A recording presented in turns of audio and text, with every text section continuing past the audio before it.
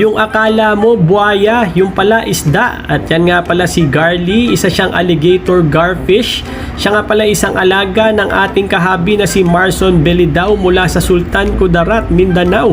At yan nga pinakita na sa atin kung paano niya pinapakain ang kanyang alaga na 3 years na sa kanya. At yan nga medyo magastos lang daw sa pagkain, pero yung isang bangus na yan naman pang 2 to 3 days na niya. Pero imbis na maiihaw mo na nga ang bangus na yan sa kanya pa mapupunta.